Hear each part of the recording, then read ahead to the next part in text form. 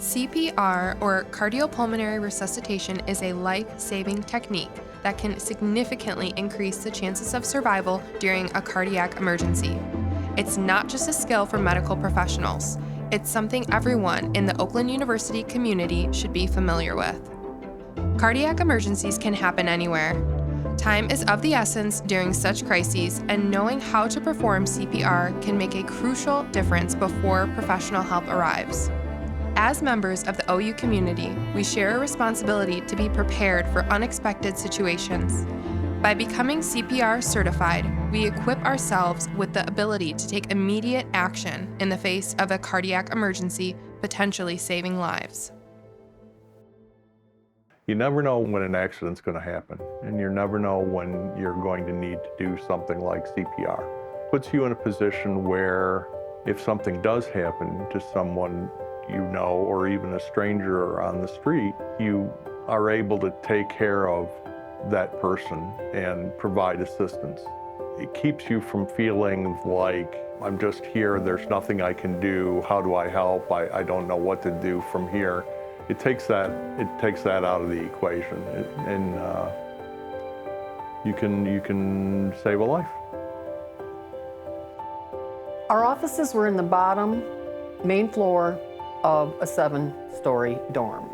It was kind of talked about in the office. It's like, somebody should know. And they were putting all the defibrillators and the cut blood things, in the hallway. And you're like, they should be there more for just show. So we took it upon ourselves, us all being mothers in the office, that we would take those classes.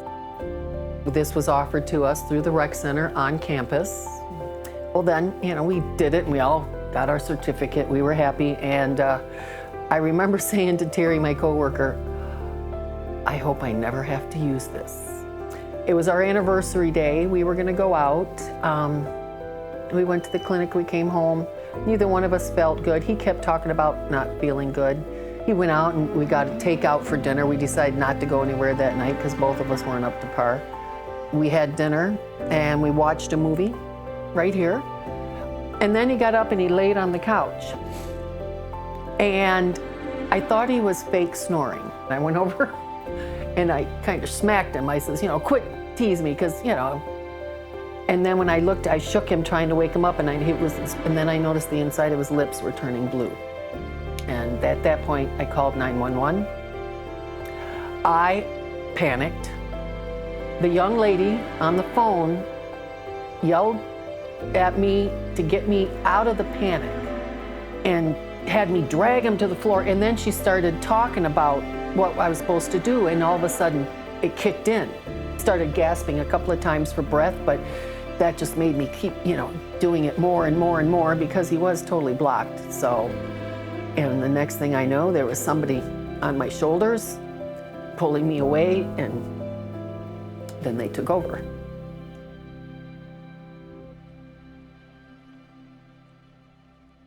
And what I suffered was what they call sudden cardiac death. And that meant I had no breathing, my heart had stopped, it wasn't even quivering, I was dead. And that's when she pulled me down and she started the compressions. Every doctor I talked to said she was the hero, she was it. If I'd have been alone or some of that nature, I'd be gone. That specific thing, a sudden cardiac death, it's only 3% survival if you have help, and it's only 9% with EMS right on you. So the importance of what she had learned was everything. I don't feel like a hero. I just feel I did what I was supposed to do, and when people call me, I get very, my daughter says I kind of always change the subject, because telling me I'm a hero, I don't know if I was a hero, but it does send me back to that emotional. Me. I told you that. This is true. And it's just getting to the point where I can say that I actually saved his life, but it's been very hard, because it is very, very emotional, I would have to say, to go through something like that. So he's already had one checkup, and it was remarkably, all his numbers are great, his blood pressure's great, his heart's good. Do it if you don't think you'll ever need it, but do it because you can help a stranger, you can help a child, you can help a friend, a family member, and if you do it right, they got a 90% chance that there won't be anything wrong in the end. When you take the class, you know more, and when you know more, you're a little more confident. And, I do contribute that for this class is helping me feel more sure in what I was doing. It's an unbelievable feeling to know that you provided training for somebody who's used that training to go on and save a life. It's a feeling that's incomparable. CPR saved my life, thanks to my wife. On the March 6, 2024 OU Day of Giving, University Recreation and Wellbeing will be offering a free, hands-only CPR training to the OU community. Join us in taking steps to educate yourself in a technique that could save someone's life.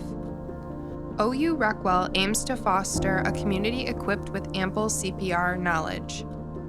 To make this crucial skill accessible to all, Recwell would like to be able to offer full CPR training to the OU community at a reduced cost or for free. We need your assistance in making this possible. Your contribution on March 6th to our safety fund has the potential to create a life-changing impact.